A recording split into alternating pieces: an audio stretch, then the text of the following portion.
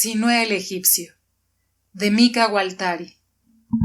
Libro 11. Capítulo 5. La razón oficial de mi viaje a Tebas era hacer una visita a la Casa de la Vida, donde no había ido desde hacía años, a pesar de que mi función de trepanador real me obligaba a ello. Y temía también que mi habilidad manual disminuyese, porque durante todos los años de estancia en la ciudad del Horizonte no había practicado una sola trepanación.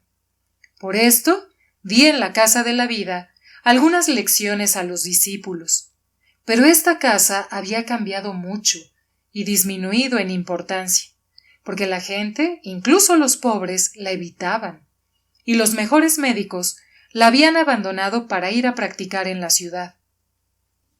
Yo pensé que la ciencia se había liberado y desarrollado desde que los discípulos no tenían que pasar el examen de sacerdocio de primer grado y nadie les impedía preguntar el porqué de las cosas. Pero me equivocaba, porque los discípulos eran jóvenes y holgazanes y no sentían el menor deseo de preguntar el porqué. Y su mayor afán era recibir de sus maestros la ciencia ya preparada e inscribir su nombre en el libro de la vida, a fin de poder ejercer su profesión y ganar oro y plata.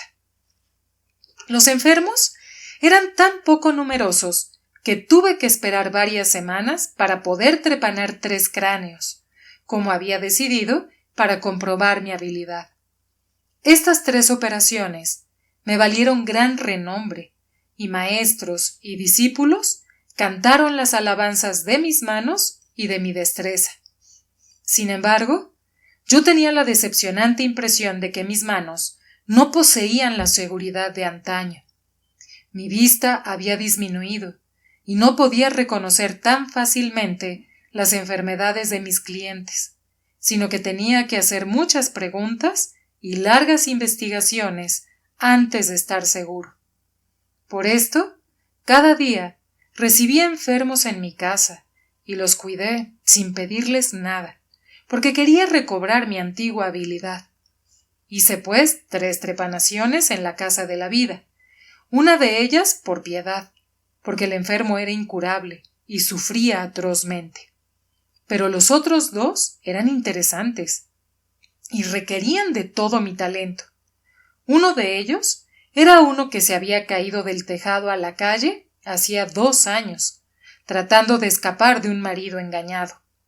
No se había producido herida aparente, pero más tarde había comenzado a sufrir ciertas crisis que se renovaban cuando bebía vino. No tenía pesadillas, pero daba gritos y patadas, y se mordía la lengua y se mojaba. Temía tanto aquellas crisis que quiso hacerse trepanar, y consentí en ello, y por consejo de los médicos de la casa, recurrí a un hombre hemostático, cosa que no entraba en mis costumbres. Este hombre era todavía más estúpido y más dormido que el que murió en la cámara del faraón, como ya he referido, y durante toda la operación hubo que mantenerlo despierto para que produjese efecto. A pesar de todo, la sangre goteó alguna vez en la herida. Durante la operación, vi que el cerebro del enfermo estaba negro de sangre coagulada en muchos sitios. Por esto la limpieza duró mucho tiempo, y no pude limpiarlo a fondo porque hubiera podido estropear la superficie del cerebro. Pero las crisis del mal cesaron completamente, porque murió 3 días después de la operación, como es normal. Pero la operación fue considerada como un éxito y me felicitaron, y los discípulos anotaron cuidadosamente todo lo que había hecho. El segundo caso es muy sencillo, porque se trataba de un hombre joven que los guardias habían encontrado en la calle desvanecido y moribundo, desvalijado y con el cráneo fracturado. Yo me encontraba en la Casa de la Vida cuando lo llevaron allí, y decidí trepanarlo enseguida, porque lo consideré perdido. Quité cuidadosamente las esquirlas de hueso y cubrí la abertura con una placa de plata desinfectada. Se curó y vivía todavía 2 semanas más tarde cuando salí de Tebas, pero tenía dificultad en mover las manos, y la palma de la mano y de los pies no respondían a las cosquillas. Pero creo que con el tiempo debe de haberse restablecido completamente.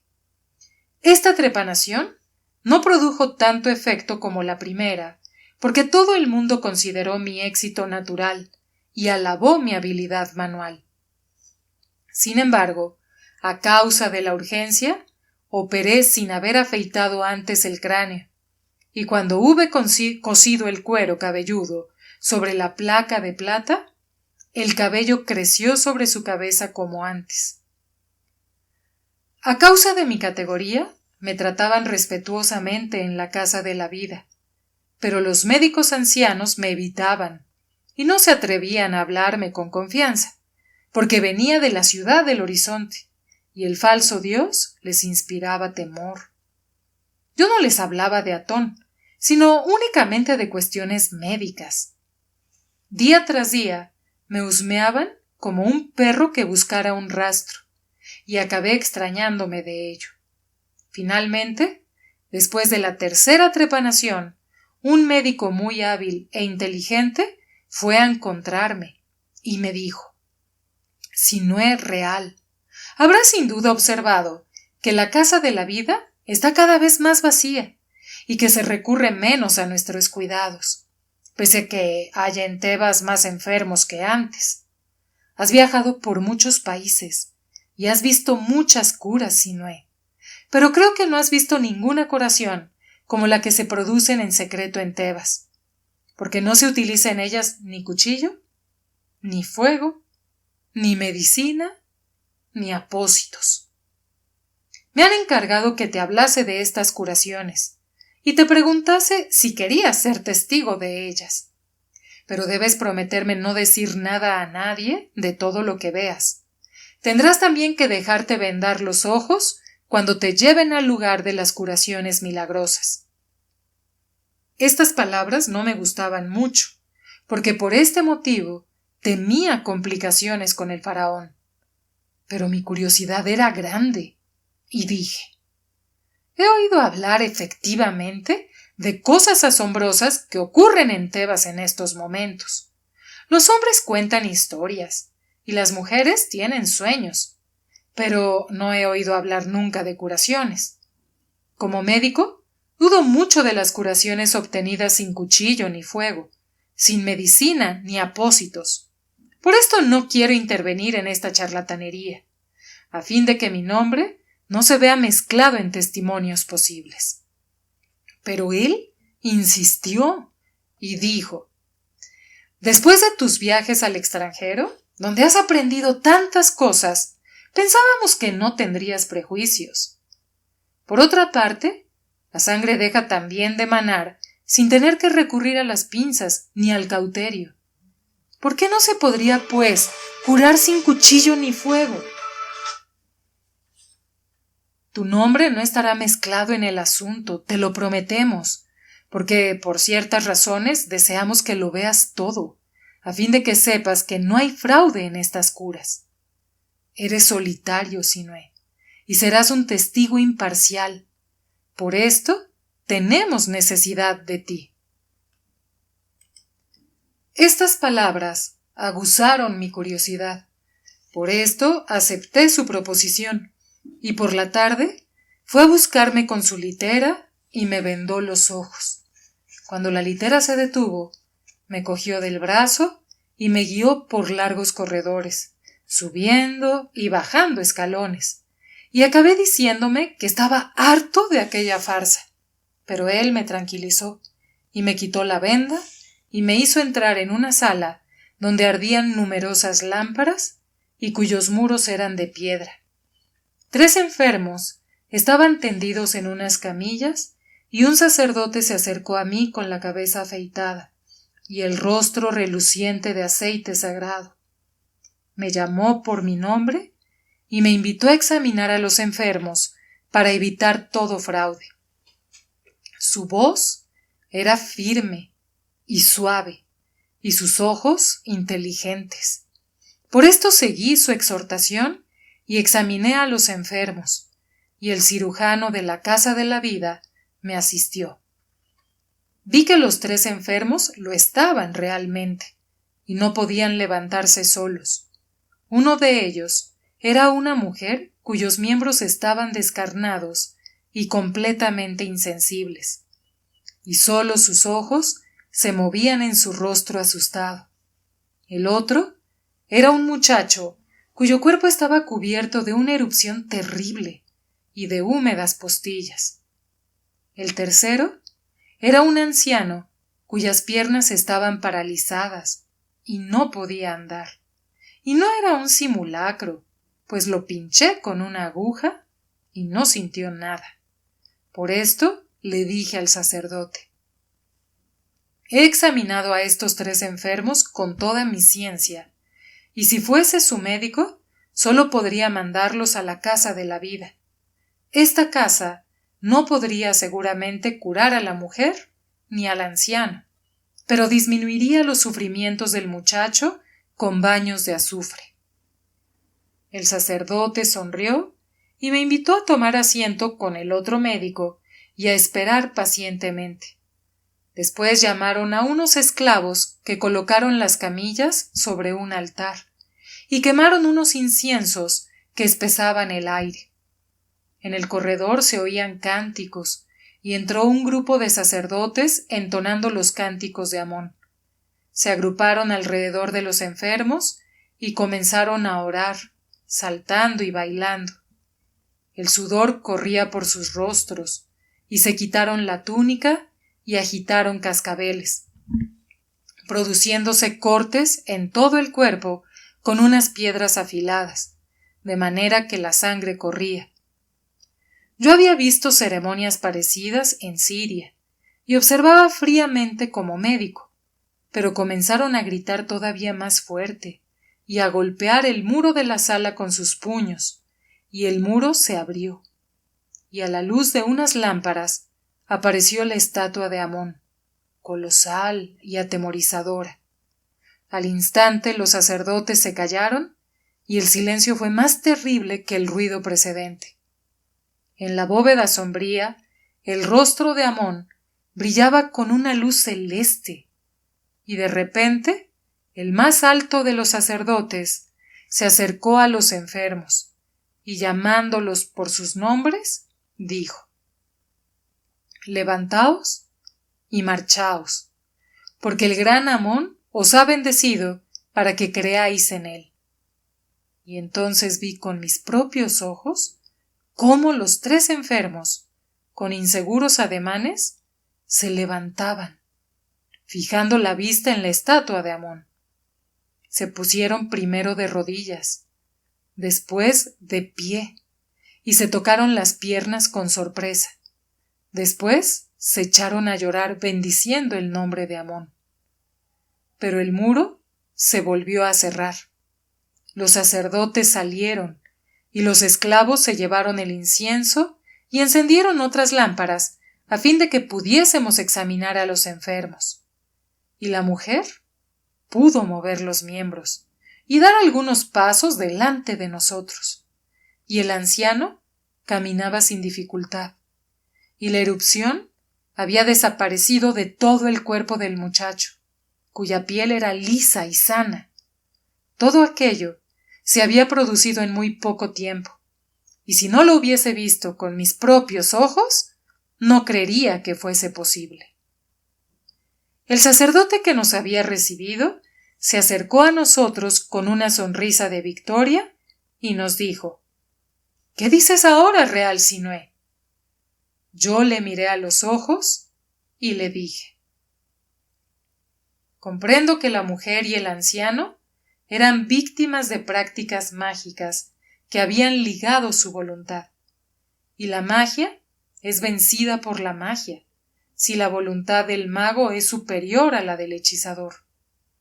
Pero una erupción es una erupción, y no se cura por la magia, sino por un tratamiento prolongado de baños medicinales.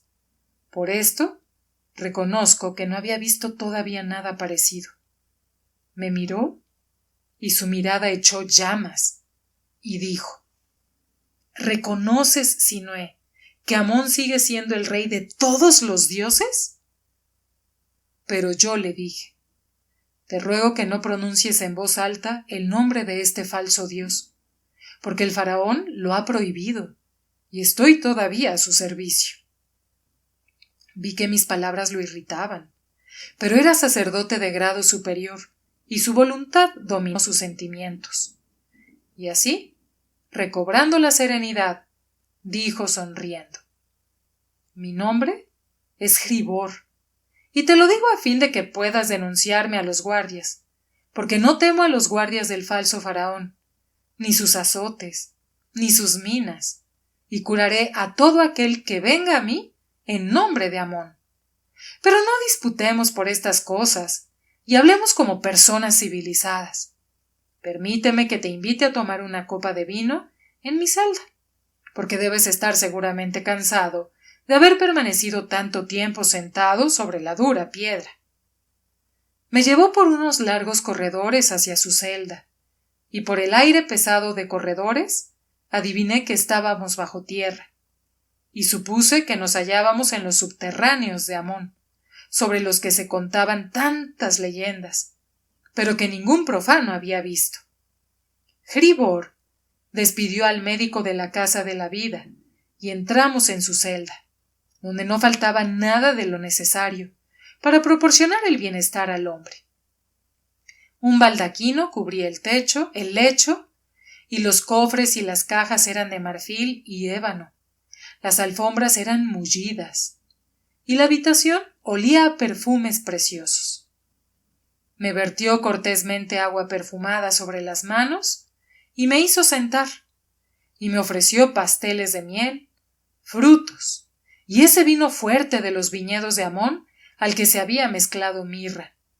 Bebimos juntos y me habló en estos términos: Sinué, te conocemos y hemos seguido tus pasos, y sabemos que amas mucho al falso faraón, y que su Dios no te es tan indiferente como nosotros quisiéramos. Sin embargo, te aseguro que este Dios no tiene nada más que Amón, porque la persecución lo ha purificado y lo ha hecho más fuerte que antes. Pero no quiero abordar las cuestiones teológicas contigo. Deseo hablarte como a un hombre que sin exigir nada ha curado a los pobres, y como un egipcio que ama más las tierras negras que las tierras rojas.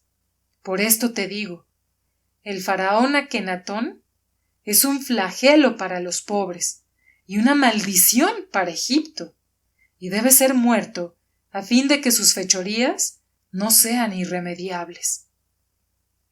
Yo bebí vino y dije: los dioses me son indiferentes y estoy cansado de ellos, pero el dios del faraón es diferente a todos los demás, porque no tiene imágenes, y todos los hombres son iguales delante de él, y cada cual, sea pobre o esclavo, o incluso extranjero, tiene un valor a sus ojos.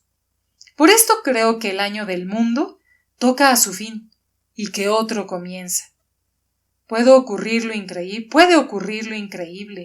y también lo que es contrario a la razón humana, porque jamás se había presentado como ahora la ocasión de renovarlo todo y hacer que los hombres sean hermanos entre sí.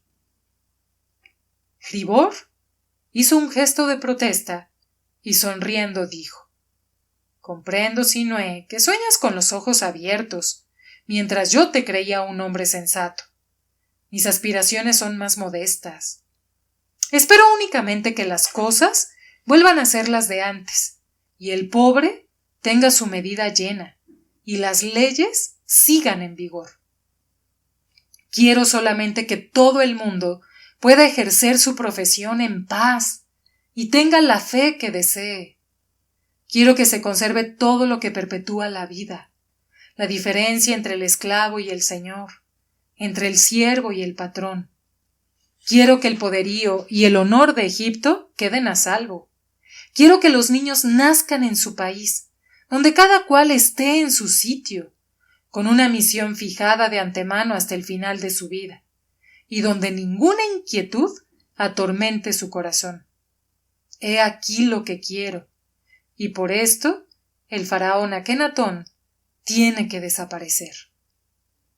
Tú, Sinué, eres un hombre bueno y dócil, y no quieres mal a nadie.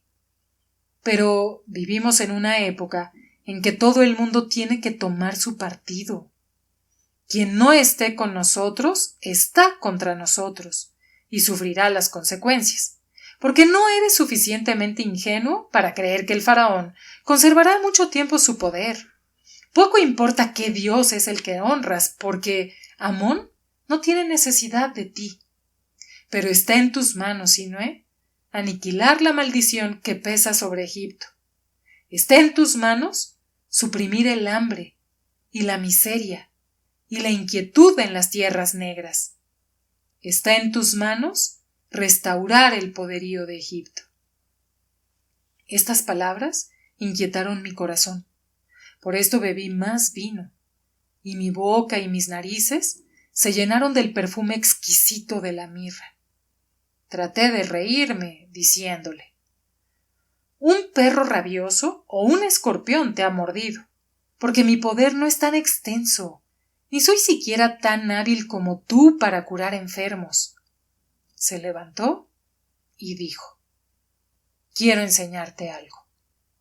Tomó una lámpara y me llevó por el corredor hasta una puerta cerrada por varios cerrojos, que abrió, y entramos en una habitación donde centelleaban el oro y la plata y las piedras preciosas.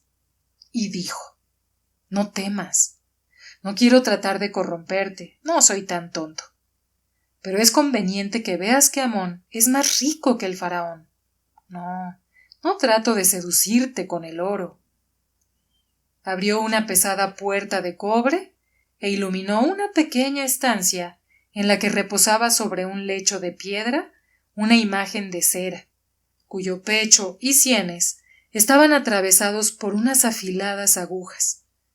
Instintivamente levanté el brazo y recité las fórmulas contra la magia, tal como las había aprendido antes de mi iniciación como sacerdote de primer grado. Hribor me miró sonriendo y vi que su mano no temblaba. Ya ves que el tiempo del faraón toca a su fin, dijo, porque le hemos hecho un sortilegio en nombre de Amón, y hemos atravesado su corazón y sus sienes con las agujas sagradas de Amón. Pero el sortilegio es lento y pueden ocurrir todavía muchas desgracias, y su Dios puede protegerlo hasta cierto punto. Por esto, quisiera discutir todavía contigo, ahora que has visto esto. Volvió a cerrar cuidadosamente todas las puertas y me llevó de nuevo a su celda y llenó mi copa de vino. Pero el vino me cayó por la barbilla y la copa tintineó contra mis dientes, porque había visto con mis propios ojos un sortilegio más funesto que todos los demás, y contra el cual todo el mundo es impotente. Y Hribor dijo: ya ves que el poderío de Amón se extiende hasta la ciudad del horizonte, pero no me preguntes cómo hemos podido procurarnos cabellos y limaduras de uñas del faraón para meterlas dentro de la imagen de cera. Aunque puedo decirte que no la hemos conseguido a precio de oro, sino que las hemos recibido de Amón. Me dirigió una mirada indagadora, y pesando sus palabras, continuó: la fuerza de Amón crece de día a día. Como has podido ver mientras curaba a los enfermos en su nombre, día tras día, la maldición de Amón pesa sobre Egipto. Cuanto más viva el faraón, más sufrirá Egipto, porque el sortilegio obra lentamente. ¿Qué dirías, Sinué, si te diesen una droga que librase para siempre al faraón de sus dolores de cabeza? El hombre está siempre sujeto a enfermedades, dije. Solo un muerto está libre de ellas. Me miró con sus ojos que echaban llamas y su voluntad me inmovilizó en el suelo, de manera que no pude levantar el brazo cuando dijo: «Es probable, pero esta droga no deja rastro y nadie podrá acusarte, y ni aun los embalsamadores observarán nada anormal en las entrañas, y no tendrás que darle al faraón un remedio que cura los dolores de cabeza. Se dormirá, y no conocerá ya nunca más el dolor ni la pena».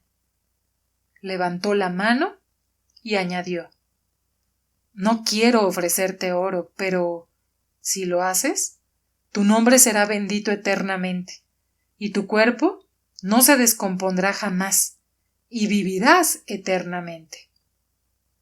Manos invisibles protegerán los días de tu vida, y no habrá deseo humano que tú no consigas. Te lo prometo, porque tengo el poder para ello». Levantó los brazos y sus ojos echaron llamas, y no pude evitar su mirada. Su voluntad me encadenaba de manera que no podía moverme, ni levantar el brazo, ni ponerme en pie. Y dijo: «Si te digo levántate, te levantarás. Si te ordeno levantar el brazo, lo levantarás. Pero no puedo obligarte a adorar a Amón si tú no quieres, ni puedo obligarte a realizar actos contrarios a tu voluntad. De manera que mi poder sobre ti es limitado. Por esto te conjuro, Sinué, en nombre de Egipto, a que tomes la droga que he preparado y se la des».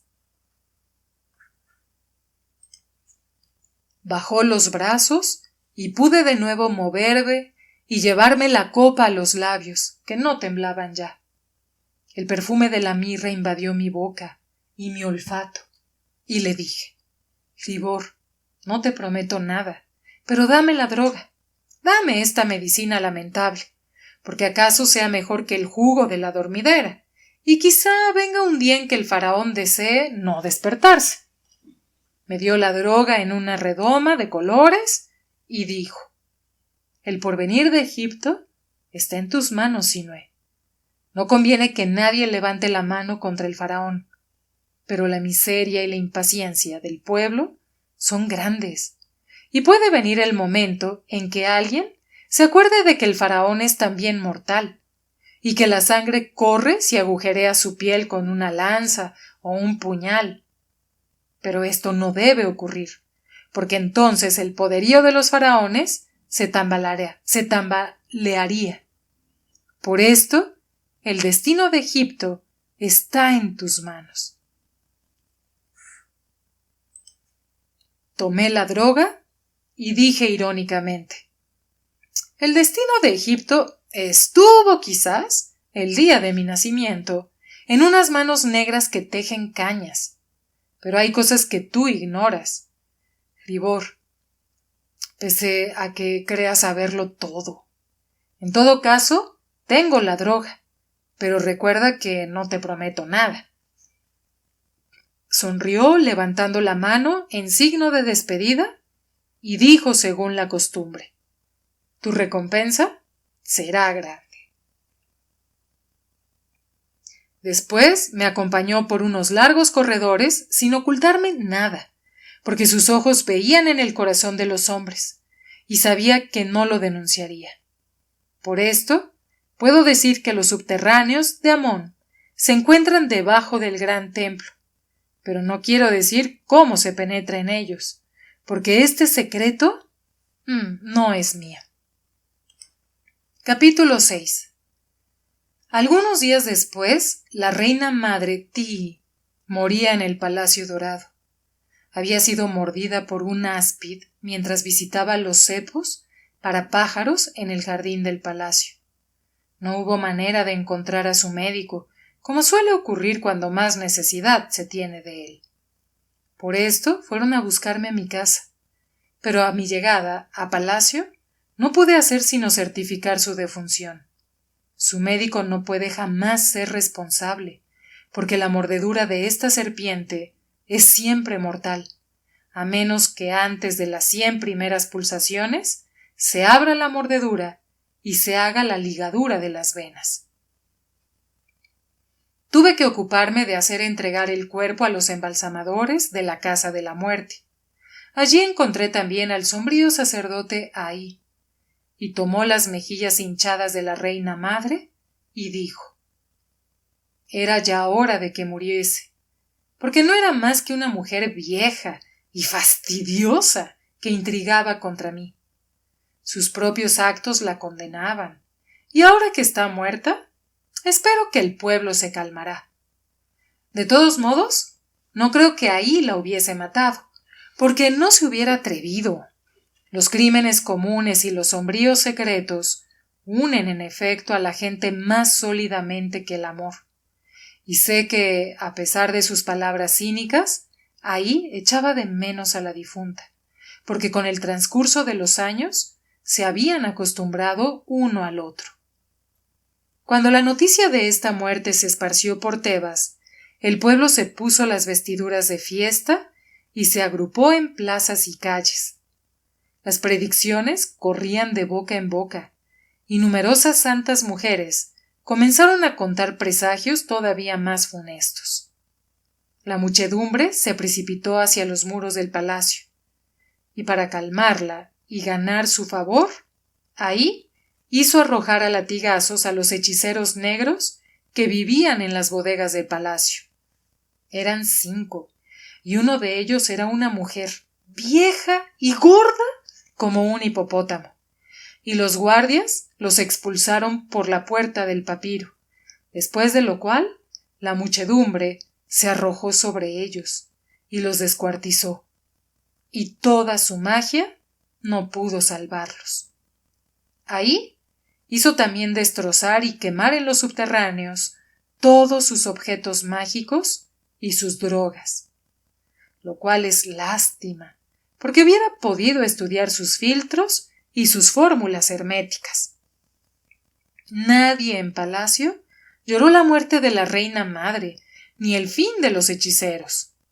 La princesa Baquetatón acudió, sin embargo, a ver el cuerpo de su madre, y le tocó las manos con sus lindos dedos, y dijo: tu marido ha obrado mal, permitiendo al pueblo descuartizar a tus hechiceros negros.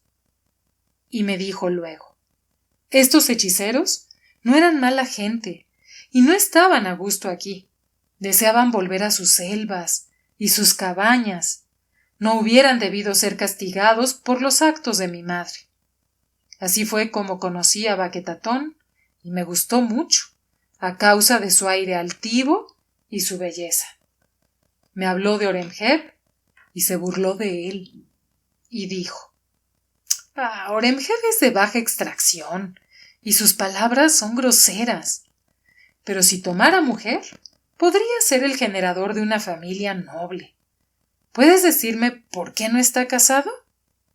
Yo le dije: no eres tú la primera en preguntármelo, Baquetatón real, pero a causa de tu belleza no voy a contarte lo que no he contado a nadie. Cuando, siendo muy joven, Oremheb llegó por primera vez a palacio, miró por equivocación la luna, y desde entonces no ha podido mirar a una mujer ni armar una barra, ni romper una jarra. Pero ¿qué es de ti, Baquetatón? Ningún árbol crece sin cesar, mas debe dar frutos, y como médico vería con gusto hincharse tus flancos de fertilidad. Ella levantó la cabeza y dijo: sabes muy bien, Sinué, que mi sangre es demasiado sagrada para unirse aún a la sangre más noble de Egipto. Por esto mi hermano hubiera hecho mejor en tomarme por esposa, como es la buena costumbre, y seguramente le hubiera dado un hijo.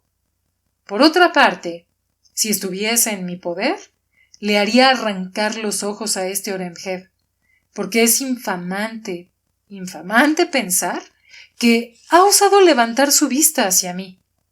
Te digo francamente que la mera idea de un hombre me aterra, porque su contacto es brutal y vergonzoso, y sus miembros duros destrozan a las mujeres frágiles.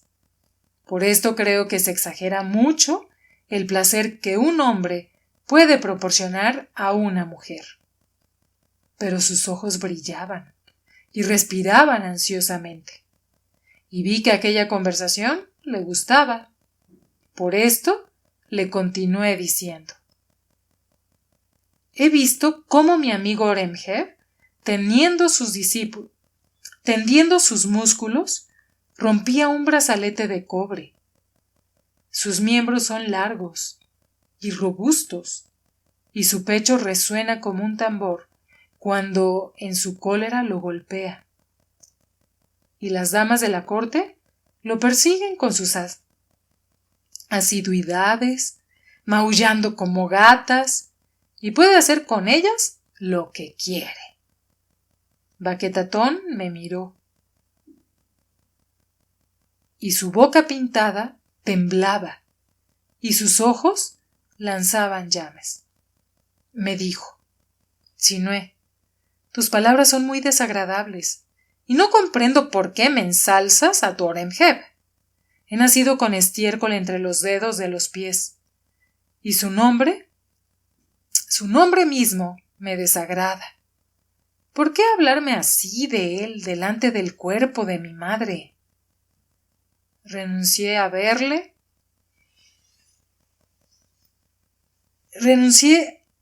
hacerle ver que había sido ella la que había empezado, pero fingiendo sorpresa, le dije: oh, Baquetatón, permanece como un árbol florido, tu cuerpo no se usará, y florecerás todavía muchos años. Pero tu madre no tiene ninguna sirvienta fiel para llorar y lamentarse al lado de su cuerpo hasta que la casa de la muerte se lo lleve. ¿Y las lloronas retribuidas se arranquen el cabello alrededor de ella? Si pudiese, lloraría. Pero un médico no puede llorar delante de la muerte. La vida es una jornada calurosa, Baquetatón. La muerte es quizá una noche fría. La vida es un golfo estancado. Baquetatón, la muerte es quizá una ola profunda y clara. Y ella me dijo: no me hables de la muerte cuando la vida es todavía deliciosa en mi boca. Pero es verdaderamente escandaloso que nadie llore al lado del cuerpo de mi madre. Yo no puedo llorar, porque no convendría a mi dignidad, y el color de mis cejas correría y estropearía el afeite de mis mejillas. Pero voy a mandar una mujer a fin de que llore contigo, Sinué. Yo bromé y le dije: divina Baquetatón, tu belleza me ha seducido y tus palabras han vertido aceite sobre mi fuego. Por esto te pido que me mandes una mujer fea y vieja, a fin de que no la seduzca en mi excitación, lo cual sería profanar la casa mortuoria. Ella movió la cabeza y dijo: Sinué, ¿no te avergüenzas de las tonterías que dices? Porque si es verdad, como dicen, que no temes a los dioses, menos deberías temer a la muerte. Pero como era una mujer, no se ofendió de mis palabras, y salió para ir en busca de una llorona. Yo había tenido mi idea al hablar con tanta impiedad delante del cuerpo de la difunta, y esperaba con ansiedad a la enviada, y cuando vino, vi que era más fea y vieja de lo que había osado esperar, porque en el gineceo vivían todavía todas las mujeres de su ex real marido, y las del faraón Akenatón, y sus nodrizas y damas de compañía. El nombre de esta vieja era Mejunefer, y vi por su rostro que le gustaban los hombres y el vino. Por deber comenzó a aullar y gemir y arrancarse los cabellos. Fui a buscar vino y lo aceptó cuando le hube asegurado que sería muy útil a su dolor. Después le dirigí algunas pullas y alabé su antigua belleza. Y le hablé de los hijos del viejo faraón y de las hijas de Akenatón. Y para terminar, fingiendo tontería, le pregunté: ¿Es verdaderamente exacto, como se dice, que la reina madre fue la única mujer del faraón que le dio un hijo? Mejunefer dirigió una mirada de terror hacia la difunta y movió la cabeza como para impedirme continuar. Por esto comencé a halagarla y hablé de su cabello, de sus ropas y de sus joyas, y alabé también sus labios y sus ojos, y acabó olvidando las lágrimas y escuchándome embelesada. Porque una mujer cree siempre los halagos, porque quiere creerlos. Así nos hicimos buenos amigos, y cuando los hombres de la casa de la muerte se hubieron llevado el cuerpo, me invitó a su habitación con toda clase de mimos y me ofreció vinos. El vino le desató la lengua, y me acariciaba las mejillas, dándome nombres cariñosos, y me contó las historias más picarescas de la corte para darme ánimos. Me dejó entender también que la difunta reina se había divertido a menudo con los hechiceros negros, y riéndose, añadió: era una mujer terrible, y ahora que está muerta respiro, y no comprendo en absoluto sus gustos, puesto que existen bellos egipcios jóvenes de carne tostada y que huelen bien. Me olió las mejillas y las orejas, pero yo me aparté. La gran reina Ti, dije, era una hábil tejedora de cañas, ¿verdad? Tejía pequeñas barquichuelas y las ponía de noche en el río, ¿verdad? Estas palabras la inquietaron y dijo: ¿cómo quieres que lo sepa? Pero el vino le hizo perder toda reserva y sintió la necesidad de jactarse y dijo: sé, sin embargo, mucho más que tú, y sé que 3 recién nacidos descendieron por el río como los hijos de los pobres, porque esta vieja bruja temía a los dioses y no quería ensuciarse las manos con sangre. Fue ahí quien le enseñó el uso de los venenos, de manera que la princesa de Mitanni murió llorando y reclamando a su hijo. Oh, bella Mejunefer, dije tocándole las mejillas cubiertas de una espesa capa de ungüentos. Te aprovechas de mi juventud y mi inexperiencia para contarme historias inventadas. La princesa de Mitanni no tuvo hijos, y si tuvo uno, ¿cuándo ocurrió? No eres ni joven ni inexperimentado, Sinué, al contrario, y tus manos son desvergonzadas y peligrosas, y tus ojos pérfidos, pero sobre todo tu lengua es pérfida y hábil en el mentir. Pero tus mentiras son deliciosas a mis viejos oídos, y por esto voy a decirte todo lo que sé de la princesa de Mitanni, que hubiera podido llegar a ser la gran esposa real, pero estas palabras pasarían un hilo alrededor de mi garganta si Ti viviese todavía. La princesa Tadu Epa no era más que una chiquilla cuando llegó de su lejano país. Jugaba todavía con las muñecas mientras crecía en el harén, igual que la pequeña princesa casada con Akenatón, que murió. El faraón Amenopis no la tocó. La consideraba una chiquilla y jugaba a muñecas con ella y le daba juguetes dorados. Pero Tadu Epa creció y a la edad de 14 años era bella, de veras, y sus miembros eran finos y lisos, y su piel blanca como la de las mujeres de Mitanni.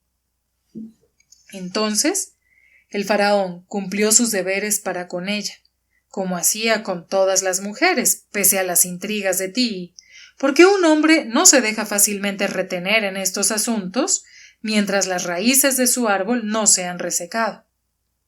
Y así, el grano de cebada comenzó a germinar en Tadu Epa, pero al cabo de poco tiempo germinó también en Ti, y Ti experimentó un gran júbilo, porque había dado al faraón una hija que es esta insoportable y arrogante Baquetatón. se mojó la garganta y dijo: todos los bien informados sabían que el grano de cebada de Ti venía de Heliópolis, pero es mejor no insistir sobre este asunto. En todo caso, Ti estaba sumamente preocupada por el embarazo de Taduepa e intentó por todos los medios hacerla abortar, como lo ha hecho con muchas mujeres por medio de sus hechiceros negros.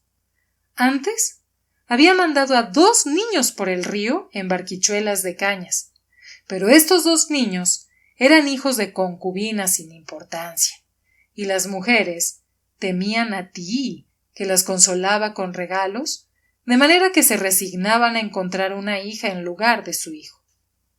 Pero la princesa de Mitanni era una adversaria más peligrosa, porque era de familia real, y tenía amigos que la protegían, y esperaban que llegase a ser la gran esposa real en lugar de Ti, si daba un día un hijo al faraón. Pero el poder de Ti era tan grande y su pasión tan violenta desde que su seno había sido fertilizado, que nadie osaba resistírsele, y ahí, a quien se había traído de Heliópolis, estaba a su lado. Y cuando la princesa de Mitanni parió, despidieron a todos sus amigos, y los hechiceros negros la rodearon con el pretexto de calmar sus dolores, y cuando quiso ver a su hijo, le enseñaron una niña que había nacido muerta. Pero ella se negó a creer a Ti. Yo sabía también que había dado a luz a un niño, y este niño vivía, y aquella misma noche se marchó río abajo. Yo me eché a reír ruidosamente y dije: ¿cómo pudiste saberlo, bella Mejunefer? Ella se enfadó y vertió el vino sobre la barbilla al beber y dijo: por todos los dioses, fui yo misma quien cortó las cañas con mis propias manos, porque Ti no quería mojarse a causa de su embarazo. Estas palabras me alteraron y me levanté, y vertí vino sobre la alfombra y lo pisoteé para demostrar mi horror. Pero Mejunefer me cogió del brazo y me hizo sentar a la fuerza a su lado, y dijo: he hecho mal en contarte esta historia que me puede ocasionar disgustos, pero tienes un no sé qué que atrae, y mi corazón no tiene ya secretos para ti, Sinue. Por esto te lo confieso, yo fui quien cortó las cañas, y Ti tejió la cesta, porque no tenía confianza en la servidumbre, y a mí me había afectado a ella por medio de prácticas mágicas, porque sabía las tonterías que había cometido durante mi juventud, por las cuales me hubieran flagelado y arrojado de la casa dorada si se hubiesen sabido. Pero todo el mundo obraba de aquella manera en el palacio. Sea como sea, estaba ligada a ella, y tejió la cesta en la oscuridad, y se reía diciendo palabras impías, porque era feliz por haber apartado así de su camino a la princesa de Mitanni. Pero mi corazón se consolaba, diciéndome que alguien recogería al chiquillo, y sin embargo sabía que no sería así, porque los niños confiados al río perecen bajo el sol ardiente, o bien son devorados por los cocodrilos o las aves de rapiña. Pero la princesa de Mitanni se negó a reconocer la niña muerta puesta a su lado, porque el color de su piel era diferente de la suya, y la forma de la cabeza también, porque efectivamente la piel de las mujeres de Mitanni es tersa y lisa como la de un fruto y de color de humo o de ceniza blanca, y sus cabezas pequeñas y finas. Por esto comenzó a gemir y a arrancarse los cabellos, acusando a los hechiceros negros y a Ti. Pero Ti le administró unos calmantes, diciéndole que había perdido la razón en el dolor de dar al mundo una criatura muerta. Y el faraón dio más bien crédito a Ti que a Taduepa. Y entonces, ésta perdió rápidamente la salud y murió. Pero antes de morir, Intentó varias veces escapar del Palacio Dorado para ir a buscar a su hijo, y por esto todo el mundo creyó que se había vuelto realmente loca. Yo miraba mis manos, que eran blancas al lado de las manos de Mona de Mejunnefer, que tenían color de humo.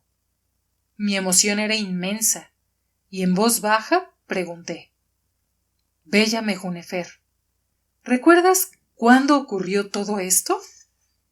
Ella me acarició el cuello con sus dedos secos, haciéndome mimos, y respondió: Oh, mi muchacho precioso, ¿por qué perder tiempo con estas viejas historias?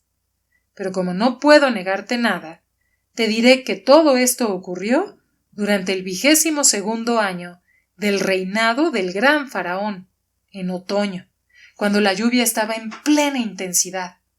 Si me preguntas cómo puedo recordarlo con tanta precisión, te diré que el faraón Akenatón nació aquel mismo año, pero un poco más tarde, en primavera, en el tiempo de las siembras. Estas palabras me dejaron helado de terror, hasta el punto de que fui incapaz de defenderme, y no sentía nada cuando me tocó con sus labios avinados, y tiñó de rojo mis mejillas con su pintura. Rodeó mi talle con sus brazos y me estrechó contra ella, y me llamó torito y pichón lindo. Yo la rechazaba distraídamente, y mis pensamientos hervían como el mar, y todo en mí se rebelaba contra esta terrible historia, porque si todo lo que me había dicho era verdad, la sangre del gran faraón corría por mis venas, y era hermanastro de Akenatón, y hubiera sido faraón antes que él, si la perfidia de Ti no hubiese podido más que el amor de mi madre. Miraba fijamente delante de mí, y me parecía comprender por qué había sido siempre tan solitario y extraño sobre la tierra, porque la sangre real es siempre solitaria entre los hombres.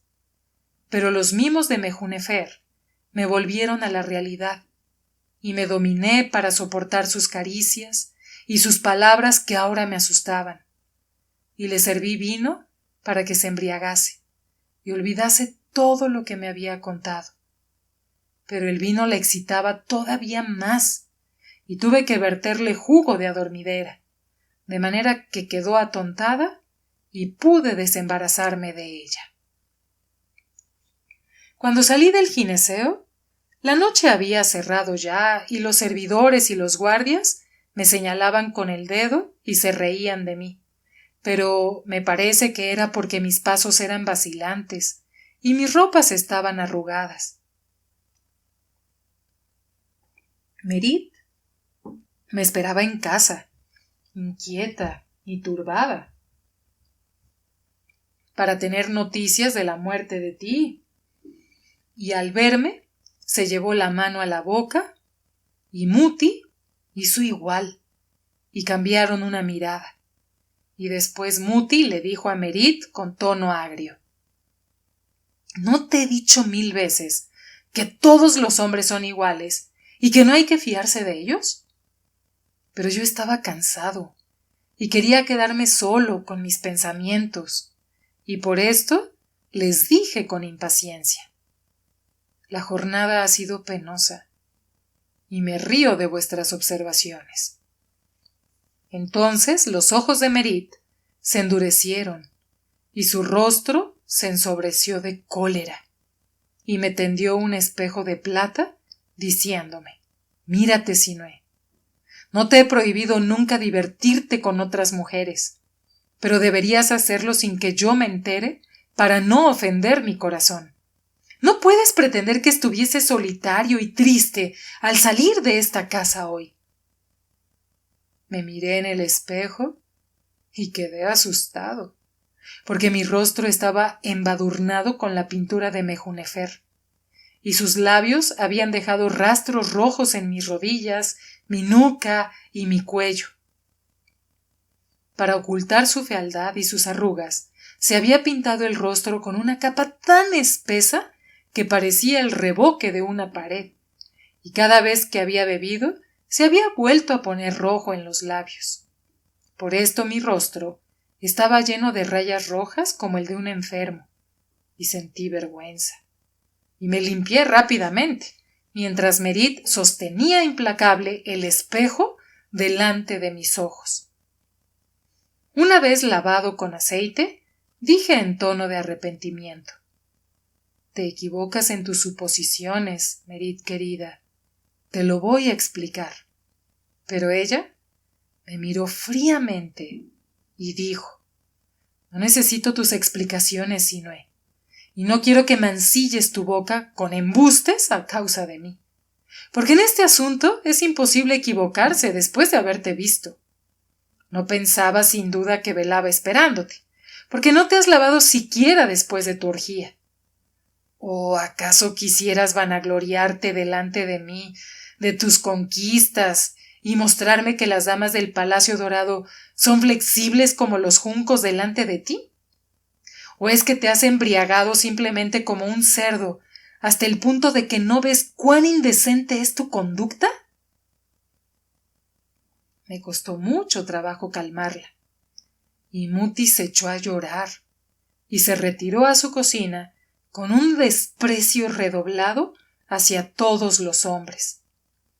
A decir verdad, me fue más difícil calmar a Merit que desembarazarme de Mejunefer, de manera que al final maldije a todas las mujeres y dije: Merit, me conoces mejor que nadie y podrías tener confianza en mí.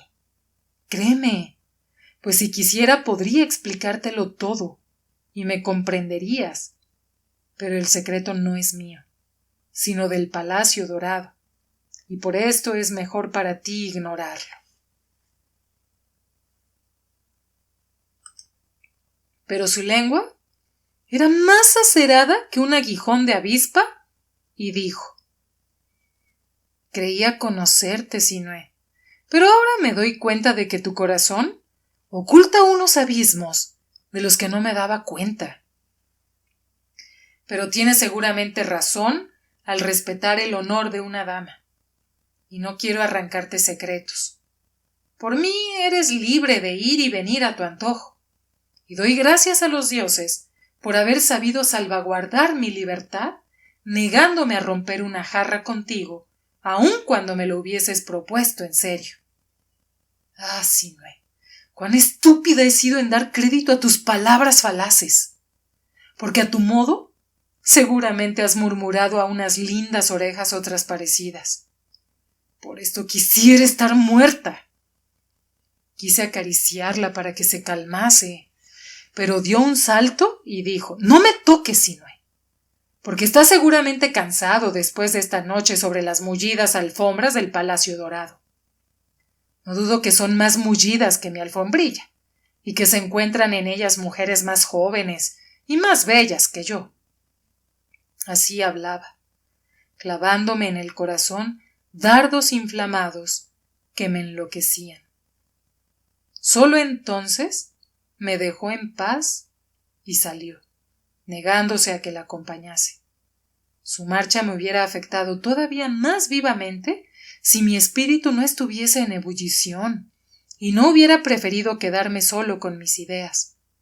Por esto la dejé marchar, y me parece que se quedó muy sorprendida.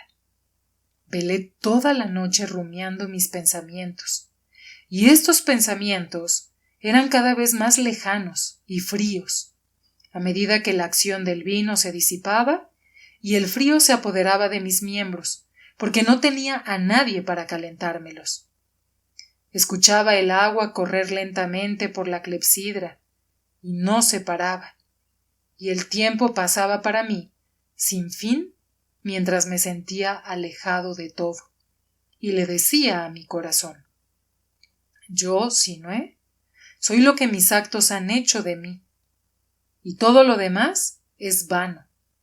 Yo, Sinue, he precipitado a mis padres adoptivos a una muerte prematura a causa de una mujer cruel. Yo, Sinue, conservo todavía una cinta de plata de Minea, mi hermana. Yo, Sinue, he visto al Minotauro muerto en el mar, y a mi adorada devorada por los cangrejos. ¿Qué me importa mi sangre si todo estaba ya escrito en las estrellas mucho antes de mi nacimiento? Y estaba destinado a ser un forastero en este mundo. Por esto, la paz de la ciudad del horizonte no fue para mí sino un espejismo dorado, y necesitaba este terrible conocimiento para arrancar mi corazón de su letargo y saber que seré para siempre solitario. Pero al levantarse muy amarillo el sol detrás de las montañas del este, disipó en un instante todas las sombras nocturnas, y el corazón humano es tan extraño que me reí amargamente de mis quimeras, porque cada noche eran muchos los chiquillos que bajaban por el río en cestas de caña sujetas con nudos de pajarero. Y si mi tez era de color de humo, era sobre todo porque los médicos trabajaban con preferencia de noche y su piel palidece.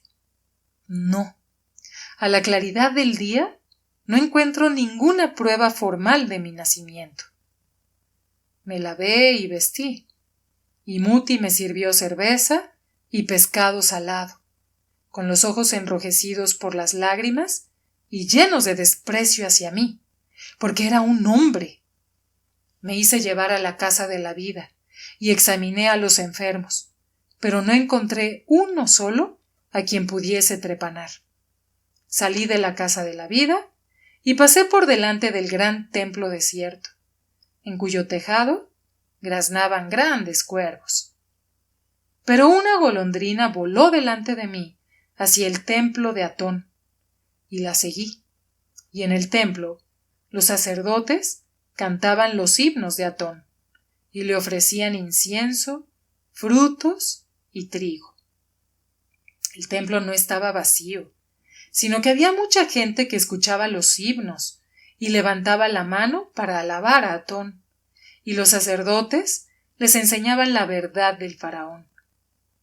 Pero esto no significaba gran cosa, porque Tebas era una ciudad muy poblada, y la curiosidad atrae a la gente a todas partes.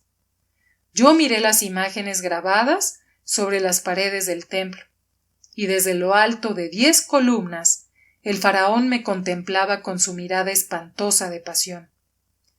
Esta imagen había sido esculpida según las reglas del arte moderno, y vi al faraón Amenopis sentado en su trono dorado, viejo y enfermo, con la cabeza inclinada bajo el peso de las coronas, y la reina Tii sentada a su lado.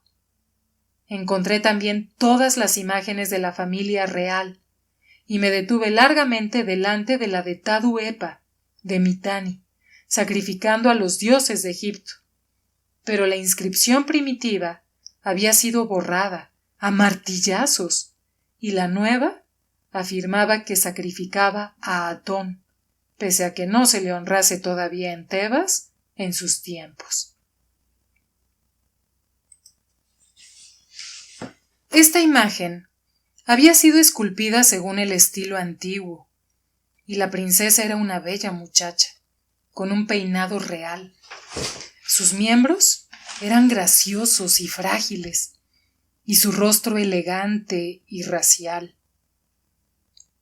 Yo contemplé aquella imagen largo rato, y una golondrina pasó volando por encima de mi cabeza, lanzando gritos de alegría. Pero una emoción terrible se apoderó de mi espíritu fatigado por los pensamientos de la noche anterior, y bajé la cabeza y lloré por la suerte de aquella pobre princesa solitaria venida de su lejano país. Al comparar con ella mi cabeza calva y mi cuerpo obeso por el exceso de comida en la ciudad del horizonte, y mi rostro arrugado, no podía creerme su hijo. Pero a pesar de todo, una emoción inmensa hacía acudir las lágrimas a los ojos mientras pensaba en su vida solitaria en el Palacio Dorado, y la golondrina seguía revoloteando por encima de mí. Evoqué las bellas casas de Mitanni y sus habitantes melancólicos, Evoqué también los caminos polvorientos de Babilonia y sus eras de arcilla, y sentía que mi juventud había huido hacia lo inaccesible, y mi virilidad había naufragado en el fango y el agua estancada de la ciudad del horizonte. Así pasó el día. Vino la noche y regresé al puerto, y entré en la cola de cocodrilo para reconciliarme con Merit. Pero ella me acogió fríamente, y me trató como un forastero, y me ofreció de comer sin hablarme. Y después me dijo: ¿Has vuelto a ver a tu amante? Respondí malhumorado que no había ido a ver mujeres, sino que había practicado mi arte en la casa de la vida. He ido de allí al templo de Atón. Para mostrarle bien mi contrariedad, le expuse detalladamente todo lo que había hecho durante la jornada. Pero ella me observó durante todo el tiempo con una sonrisa de mofa. Cuando hube terminado, dijo: Ya me imaginaba que no habías corrido detrás de las mujeres, porque después de tus hazañas de anoche eres incapaz, con lo gordo y calvo que eres. Pero tu amante ha venido a buscarte aquí, y la he mandado a la casa de la vida. Me levanté bruscamente y mi asiento se cayó al suelo y grité: ¿Qué quieres decir, mujer insensata? Merit se arregló el cabello, sonrió maliciosamente y dijo: En verdad te digo que tu amante ha venido aquí a buscarte. Iba vestida como una novia, llevaba joyas e iba pintada como una mona y apestaba a hierbas aromáticas. Ha dejado una carta para ti, y te ruego que le digas que no vuelva por aquí, porque esta es una taberna respetable, y ella parece la dueña de una casa de lenocinia. Me tendió una carta que no estaba cerrada, y la abrí temblando. Cuando la hube leído, la sangre me subió a mi cabeza, y mi corazón palpitó. He aquí lo que escribía Mejunefer. Al médico Sinué, el saludo de Mejunefer, hermana de su corazón, guardiana de las agujas de la casa dorada del faraón. Mi adorado torito, mi pichón delicioso, Sinué. Me he despertado sola sobre mi alfombra, con la cabeza enferma, pero mi corazón estaba más enfermo que mi cabeza, porque mi alfombra estaba desierta y no estabas a mi lado, y no sentía el perfume del ungüento de tus manos. ¿Por qué no seré yo el delantal de tu cintura, un ungüento sobre tus cabellos, el vino de tu boca, Sinué? Me hago llevar de una casa a otra para encontrarte, y no renunciaré hasta haberlo conseguido, porque mi cuerpo está lleno de hormigas cuando pienso en ti, y tus ojos son deliciosos a mis oídos. Y tus ojos son deliciosos a mis ojos. Y no tienes que privarte de venir a mi casa, pese a que seas tímido, como sé, porque en el Palacio Dorado todo el mundo conoce ya mi secreto, y la servidumbre te mirará por entre dedos. Ven hacia mí en cuanto recibas esta carta. Ven con las alas del pájaro, porque mi corazón tiene necesidad de ti. Si no acudes a mí, yo volaré hacia ti más rápida que el pájaro. Mejunefer, la que es hermana de tu corazón, te saluda. Leí varias veces la espantosa misiva sin osar mirar a Merit, que acabó arrancándomela de las manos y rompió el palo que iba sujeta, y la rasgó y la pisoteó diciendo: Podría en cierto modo comprenderte si fuese joven y bella, pero es vieja y arrugada, y más fea que un saco aunque se pinte como el revoque de un muro. No comprendo tu gusto, Sinué, a menos que el resplandor de la casa dorada te haya cegado hasta el punto de que lo veas todo de través. Tu conducta te pondrá en ridículo delante de todo Tebas, y a mí contigo. Yo me desgarré las vestiduras, Me arañé el pecho y grité: Merit, he cometido una solemne tontería, pero tenía mis motivos y no pensaba que el castigo fuese tan terrible. En verdad te digo, Merit, que mandes a buscar a mis remeros y que icen las velas, porque debo huir. Si no, esta horrible vieja querrá acostarse conmigo, y no puedo defenderme contra ella, puesto que escribe que volará más rápida que un pájaro. Y la creo. Merit vio mi pena y mi desesperación, y creo que al final quedó convencida de mi inocencia, porque bruscamente se echó a reír, y su risa era cordial, y riéndose todavía, me dijo: Esto te enseñará a ser más prudente con las mujeres, Sinué, porque nosotras las mujeres somos unos vasos de frágil cristal, y sé yo misma cuán hechicero eres, mi querido Sinué. Se burlaba cruelmente de mí, y afectando humildad, dijo: Imagino que esta mujer te gusta más que yo sobre la alfombra. Tiene 2 veces mi edad, y ha tenido tiempo de desarrollar su talento amoroso, de manera que no podría rivalizar con ella. Y por esto pienso que me vas a abandonar fríamente. Mi tormento era tan grande que me llevé a Merit a la casa del fundidor y se lo conté todo. Le revelé el secreto de mi nacimiento y le repetí todo lo que había sabido por Mejúnefer. Y le dije también por qué me negaba a creer que mi nacimiento tuviese relación alguna con el Palacio Dorado y la princesa de Mitanni. Al escucharme, se puso seria y no se rió ya.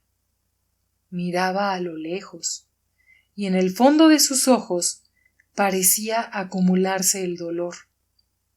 Al fin me tocó el hombro y me dijo: Si no te mueves de Tebas, no podrás desembarazarte de esta mujer. Te perseguirá con encarnizamiento, y tu vida será insoportable, porque conozco esta clase de mujeres, y sé que pueden ser terribles. Has hecho mal en halagarla demasiado hábilmente. Vas a regresar, pues, a la ciudad del horizonte, porque has hecho ya las trepanaciones necesarias y nada te retiene aquí. Pero antes de marcharte, tienes que escribirle una carta conjurándola a que te deje en paz. En otro caso, te seguirá para romper una jarra contigo, y serás incapaz de resistirla. Y no te deseo tal suerte. Su consejo era bueno, y encargué a Muti que embalase mis efectos y enrollase las alfombrillas, y mandé un esclavo a buscar mis remeros en las tabernas de cerveza y en las casas del placer. Y entretanto, escribí una carta a Mejúnefer, y escribí cortésmente porque no quería ofenderla. El trepanador real Sinué saluda a Mejúnefer, guardiana de las agujas de la casa dorada del faraón de Tebas. Amiga mía, lamento profundamente que mi ardor te haya dado una falsa imagen de mi corazón, porque no puedo volver a verte nunca más, ya que este encuentro podría inducirme a ciertos pecados, y mi corazón está ligado ya. Por esto me voy de viaje, y no te veré nunca más. Espero que guardarás de mí el recuerdo de un amigo, y con esta carta te mando una jarra de una bebida llamada cola de cocodrilo, que espero mitigará tu dolor, pese a que puedo asegurarte que no tienes que preocuparte por mí, porque soy viejo, cansado y lacio, e incapaz de alegrar a una mujer como tú. Soy feliz pudiendo de esta forma evitarnos a los dos el pecado, y cuento no volver a verte nunca más. Es lo que desea ardientemente tu amigo Sinué, médico real. Merit leyó esta carta y dijo, moviendo la cabeza, que el tono era demasiado cortés. A su modo de ver, hubiera debido escribir más categóricamente, diciéndole que Mejúnefer era a mis ojos una mujer vieja y fea, y que huía para escapar a sus asiduidades. Pero yo no podía escribir a una mujer de esta forma.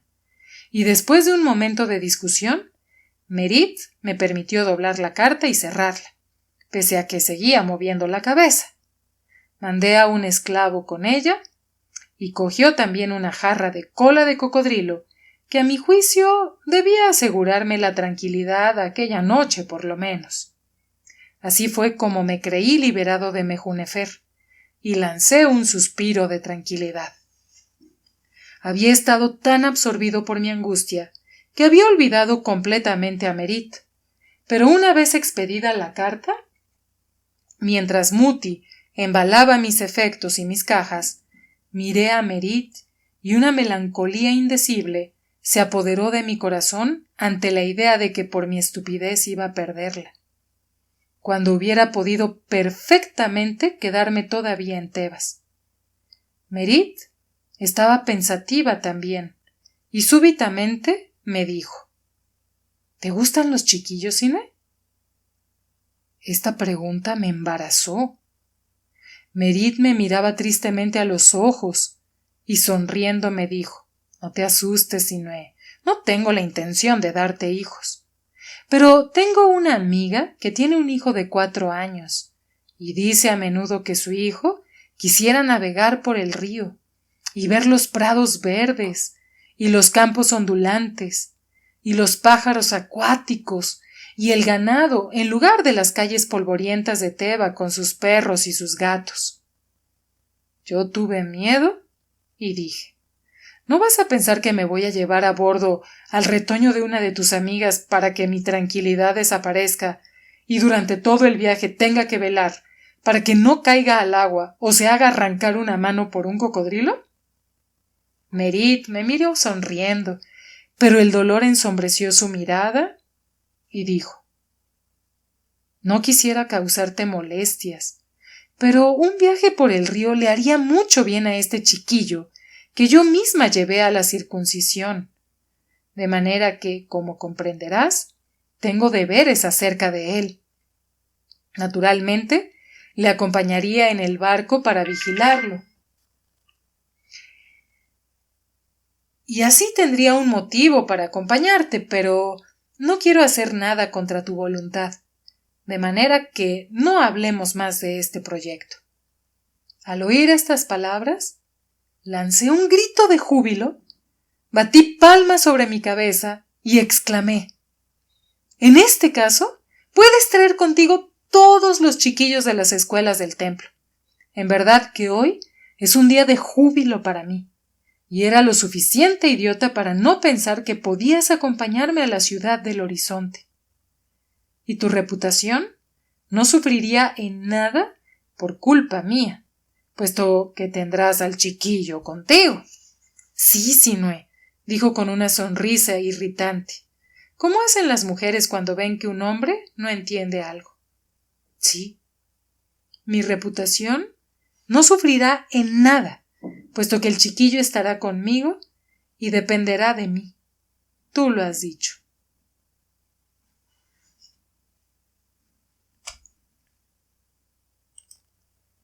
Al oír estas palabras, lancé un grito de júbilo, batí palmas sobre mi cabeza y exclamé: En este caso, puedes traer contigo todos los chiquillos de las escuelas del templo. En verdad que hoy es un día de júbilo para mí, y era lo suficiente idiota para no pensar que podías acompañarme a la ciudad del horizonte. Y tu reputación no sufriría en nada por culpa mía, puesto que tendrás al chiquillo contigo. Sí, Sinué, dijo con una sonrisa irritante, como hacen las mujeres cuando ven que un hombre no entiende algo.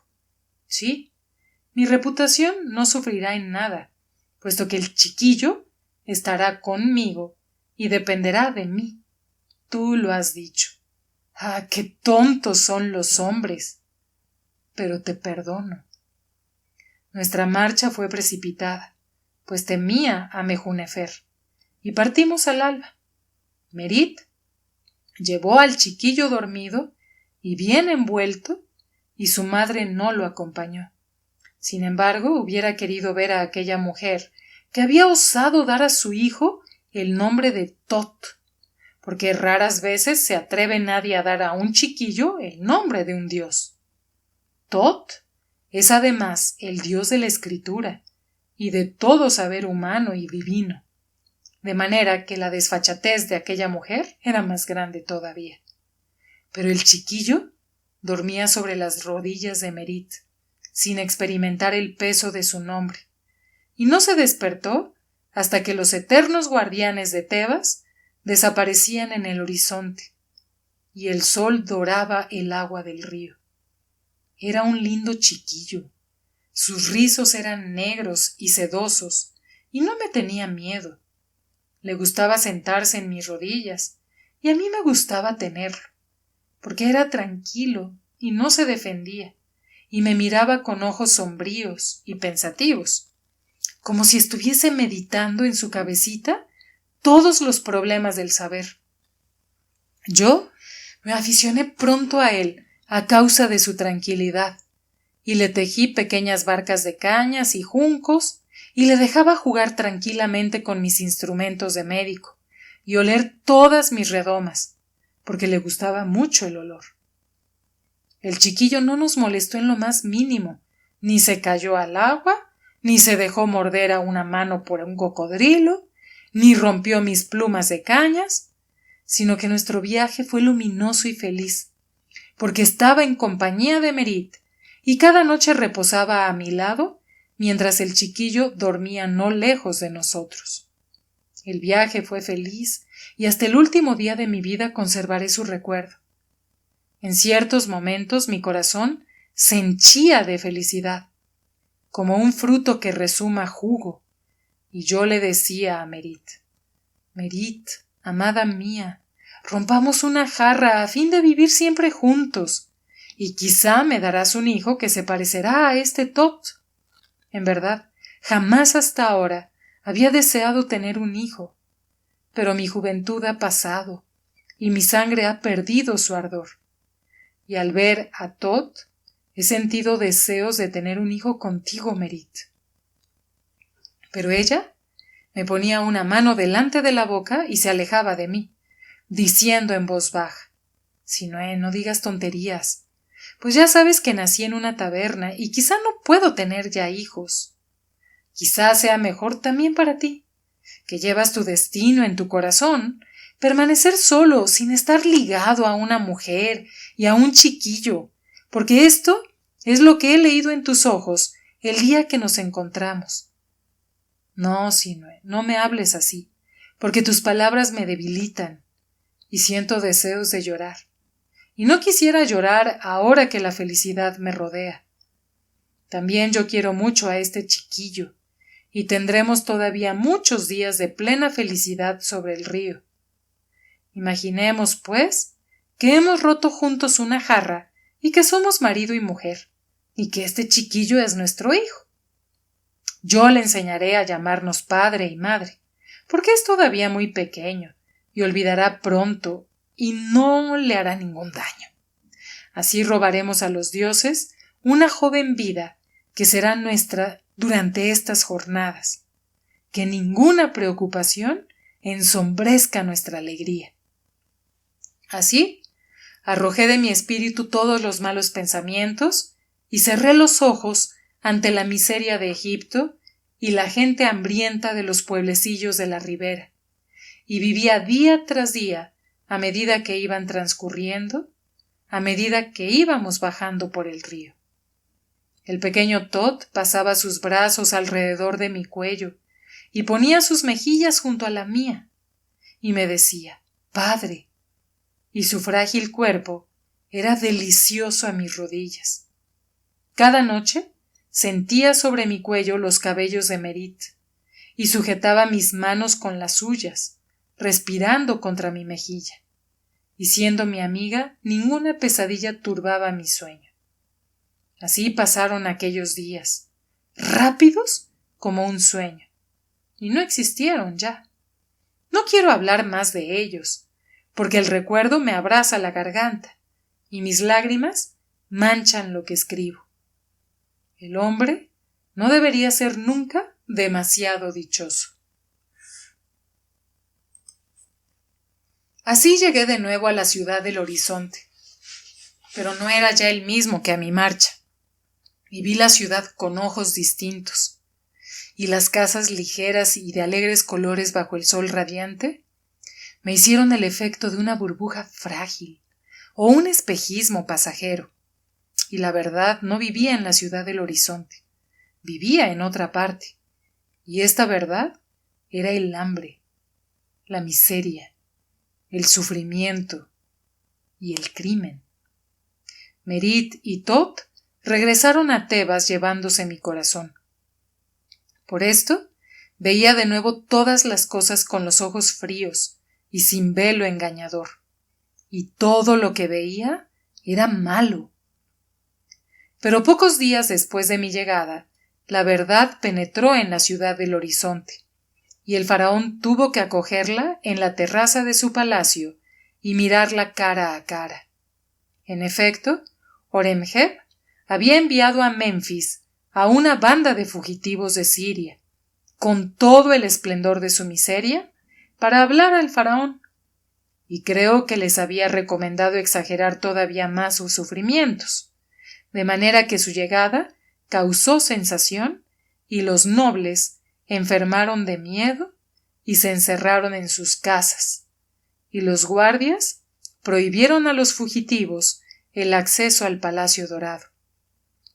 Pero lanzaron gritos y arrojaron piedras contra los muros del palacio, de manera que el faraón acabó oyéndolos y los hizo entrar inmediatamente en el patio.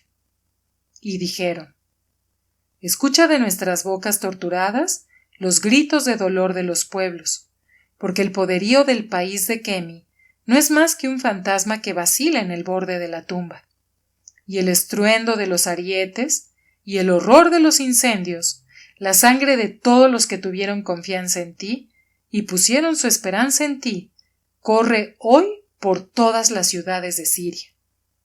Y levantaban los muñones de los brazos amputados hacia la terraza del faraón y decían: «Mira nuestros brazos, faraón Akenatón. ¿Dónde están nuestras manos?». Hicieron avanzar hombres con los ojos vaciados y ancianos con la lengua cortada, que lanzaban aullidos enormes, y añadieron: «No nos preguntes dónde están nuestras mujeres y nuestras hijas, porque su destino es peor que la muerte entre las manos de los soldados de Asiru y de los hititas. Nos han vaciado los ojos y cortado las manos, porque tenemos confianza en ti, faraón Akenatón». Pero el faraón se tapó el rostro con las manos y tembló de miedo, y les habló de Atón. Y entonces se burlaron de él y lo injuriaron diciéndole: «Ya sabemos que has mandado una cruz de vida a nuestros enemigos. Han prendido esta cruz del pecho de sus caballos, y en Jerusalén han cortado los pies de tus sacerdotes, y los han hecho bailar así en honor a tu Dios». Entonces Akenatón lanzó un grito terrible, y el mal sagrado se apoderó de él, y rodó por la terraza perdiendo el conocimiento. Los guardias enloquecidos quisieron rechazar a los fugitivos, pero ellos resistieron en su desesperación, y su sangre corrió sobre las losas del palacio, y sus cuerpos fueron arrojados al río. Nefertiti y Meritatón, la frágil Anxenatón y la pequeña Mequetatón, contemplaban este espectáculo desde lo alto de la terraza, y no olvidaron jamás, porque era la primera vez que veían las huellas de la sangre, la miseria y la muerte. Yo hice poner compresas frías en el faraón, y le di remedios calmantes y soporíferos, porque esta crisis era tan fuerte que temía un desenlace fatal. El faraón se durmió, pero al despertar, con el rostro descompuesto y los ojos enrojecidos por el dolor de cabeza, me dijo: Sinué, amigo mío, esto no puede continuar así. Horemheb me ha dicho que conocías a Asiru. Ve a verle y cómprale la paz. Compra la paz para Egipto, aunque me cueste todo mi oro, y aunque Egipto tenga que ser en adelante un país pobre. Yo protesté vivamente, diciendo: Faraón Akenatón, manda tu oro a Horemheb. Te comprará rápidamente la paz con las lanzas y los carros de guerra. Y así, Egipto no tendrá que sonrojarse de vergüenza. Él se cogió la cabeza con las 2 manos y dijo: Por Atón, Sinué, ¿no comprendes que el odio suscita el odio? La venganza engendra la venganza, y la sangre llama a la sangre. ¿De qué sirve a las víctimas vengar sus sufrimientos con los sufrimientos de otro? Lo que dices de la vergüenza no es más que un prejuicio. Por esto te ordeno que vayas a encontrar a Asiru para comprar la paz. Traté de luchar contra esta manía diciendo: Faraón Akenatón, me arrancarían los ojos y me cortarían la lengua antes de haber llegado a Asiru, que ha olvidado ya seguramente nuestra amistad, y no estoy acostumbrado a las fatigas de la guerra, porque detesto los combates. Mis miembros están fatigados y no puedo viajar rápidamente. No sé componer mis frases como la gente educada desde su infancia para mentir. Y así te pido que mandes a alguien en mi lugar.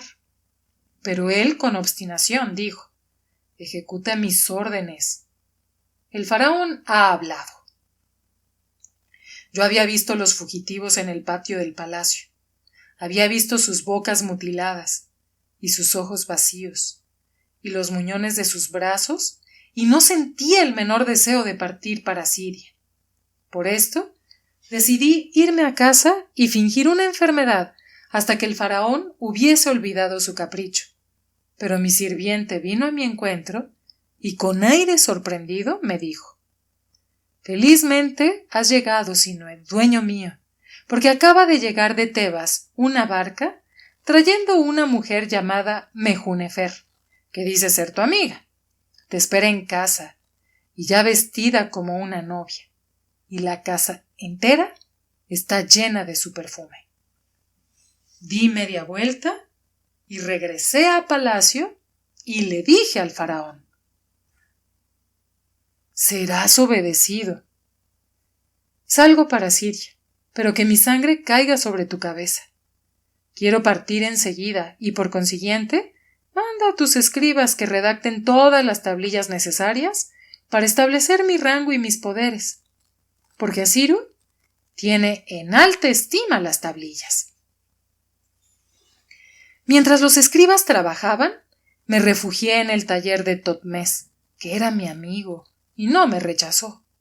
Estaba terminando la estatua de Horemheb, en grés pardo de estilo moderno, y estaba lleno de vida, pese que a mi juicio Totmés había exagerado un poco la potencia de los músculos y la anchura del pecho.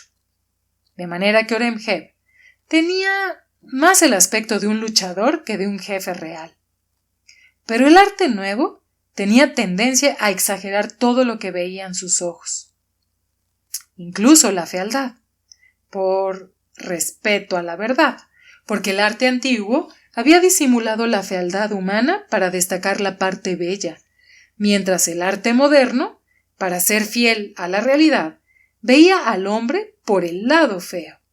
No sé si es especialmente verídico acusar la fealdad del hombre, pero Totmés estaba convencido de ello, y no quise contradecirlo, porque era mi amigo.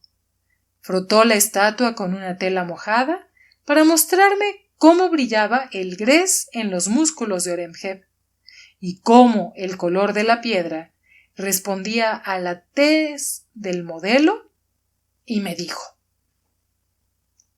Creo que te acompañaré hasta Hetnetzut con esta estatua, para velar porque la erijan en el templo en lugar digno del rango de Horemheb, y de mi nombre de escultor.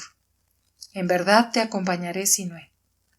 Y el viento del río disipará en mi cabeza los vapores del vino de la ciudad del horizonte, porque mis manos tiemblan al manejar el cuchillo, el martillo y el cincel, y la fiebre me roe el alma.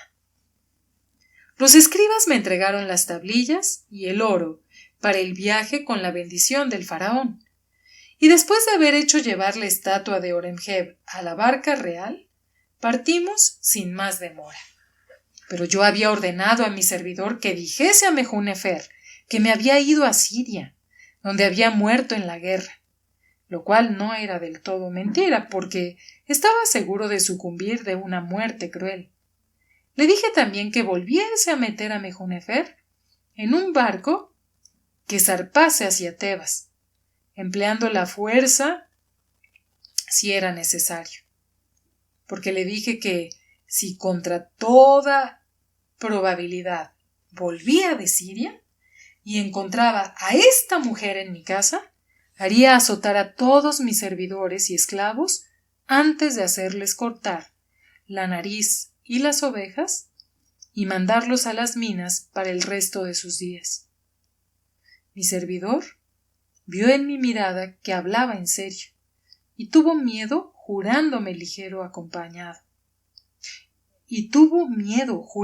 que sería obedecido. Así embarqué con el corazón ligero, acompañado de Totmes, y como estaba seguro de perecer en manos de los hombres de Asiru y los hititas, no fuimos parcos en vino. Totmes dijo también que no había que economizar el vino cuando se partía para la guerra, y debía saberlo, pues había nacido en la casa de los soldados. Pero para narrar mi viaje a Siria y todo lo que ocurrió, debo comenzar otro libro.